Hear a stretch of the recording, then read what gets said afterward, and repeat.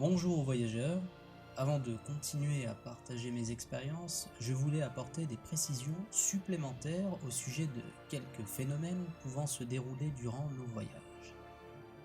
Et nous allons commencer par évoquer le sujet des projections. Vous entendrez souvent un voyageur dire: Ah, j'ai eu trop de projections et peu de lucidité.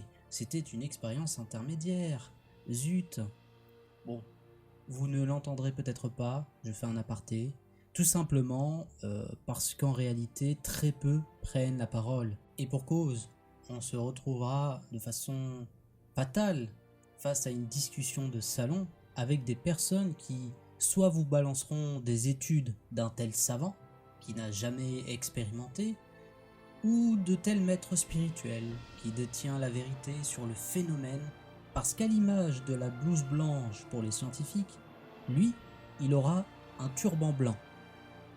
Autant vous dire que la qualité des discussions descend rapidement et nous éloigne de ce qui est le plus important, l'expérimentation directe. Alors, allez expérimenter. Parce que ce qui prenait autrefois des années prend quelques semaines ou mois tout au plus. Vous avez la chance, qui plus est, d'avoir de nombreux voyageurs hors du corps qui peuvent vous aider, alors profitez-en. Mais commençons notre sujet sur les projections. Je définirai une projection comme étant l'extériorisation d'une pensée ou émotion. Un voyageur aura tendance à projeter selon la situation. De plus, s'il ne fait preuve d'aucun contrôle sur son mental et ses émotions, il aura tendance à projeter naturellement autour de lui. Il semblerait que la projection, ou plus communément appelée la visualisation créatrice, soit une faculté innée de la conscience. En effet, on a tendance à modéliser la conscience comme ce point focal qui fait la différence entre un état interne et externe, et qui peut se connaître soi-même et prendre acte de son existence. Mais on oublie aussi que peu importe les strates de réalité, la composante création ou conception, projection est présente. La réalité physique obéit à cette règle, mais les spécificités de notre véhicule terrestre brident cette capacité, sans parler des lois physiques. On la retrouve tout de même dans l'intimité de nos consciences, qui s'expriment parfois justement physiquement par les arts, la peinture, le cinéma, l'écriture et j'en passe.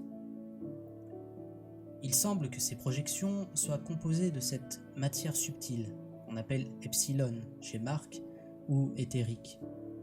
Elle peut véhiculer de l'information et prendre des formes diverses. Je m'avance un peu, mais c'est peut-être l'ADN de notre réalité physique. Certains feront tout de même un raccourci logique, à cause de leur état même d'humain à corps physique, en affirmant gratuitement que ces projections sont des illusions. Alors, si vous considérez que la réalité physique est la vraie réalité, c'est que nous ne sommes pas sortis de l'auberge. Les physiciens eux-mêmes se posent continuellement la question du réel, et notamment de la matière, si chère aux matérialistes ou plus récemment aux physicalistes, et qui semble composée a priori surtout de vide. Aussi, si vous considérez les projections comme des illusions, alors qu'en est-il de leur source, c'est-à-dire vos émotions, vos pensées, vos peurs, vos espoirs, vos désirs, ce sont aussi des illusions? Lorsque je contemple une œuvre d'art dans un musée, est-ce que je suis en train de regarder la projection d'une illusion? Non, ça va plus loin que ça.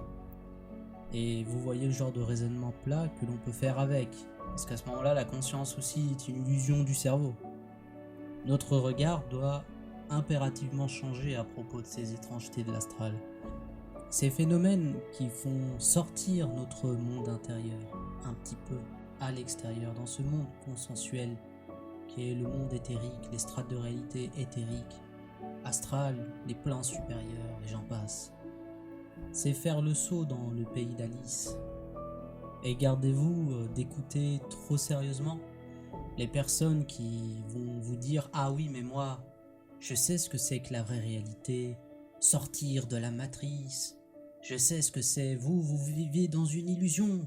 Même les gens qui font des sorties hors du corps vivent dans l'illusion, oh là là, moi je suis allé au-delà. » Bon, écoutez, ces gens-là qui parlent comme ça, s'ils sont encore dans un corps biologique terrestre, vous comprenez très bien qu'ils sont encore dans la Maya, dans l'océan d'illusions, etc. Vraiment, ici, on parle justement de l'expérience du réel. Un réel qui est multiple, protéiforme, et pourtant d'une richesse insondable. Pendant longtemps, j'ai moi-même lutté contre ces projections. J'en avais peur, je voulais absolument voir la réalité. Mais la réalité pure, ça n'existe pas à moins que ce soit un grand vide blanc. Attention, tout de même, il s'agit d'une conception qui m'est personnelle. Et dans cette conception personnelle, nous avons vu que ces projections pouvaient être considérées comme passives, parce qu'elles ne sont pas vraiment contrôlées, elles sont le lieu d'expression de notre inconscient, en quelque sorte un inconscient qui est complètement débridé.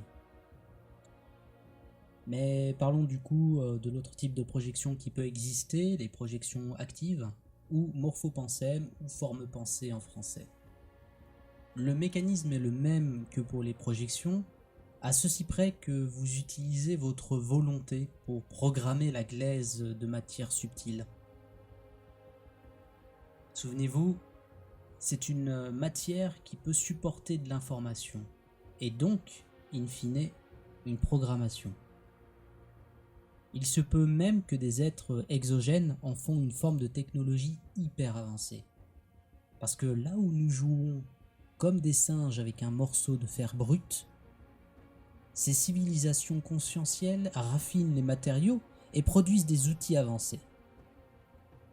Au départ, lors de mes paralysies du sommeil, j'ai beaucoup utilisé les formes pensées archaïques pour pouvoir me défendre contre les entités ou autres. Ça peut paraître risible, mais c'est une forme de défense assez naturelle qui vient.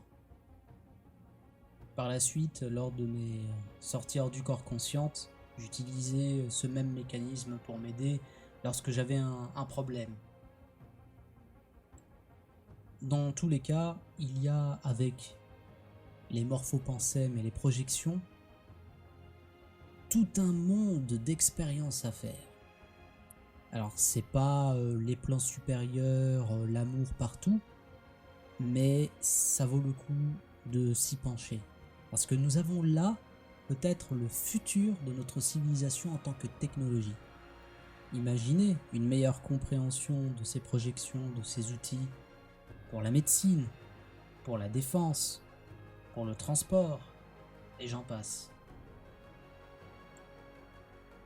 Et voici une citation justement de Robert Bruce qui va vous éclairer sur un phénomène par rapport aux projections qui peut arriver souvent. La création de formes pensées dans l'astral fonctionne aussi à l'envers. Si un objet physique existe depuis longtemps, il aura généré une impression durable de forme pensée dans l'astral. Une fois cet objet détruit ou déplacé, sa forme pensée perdure.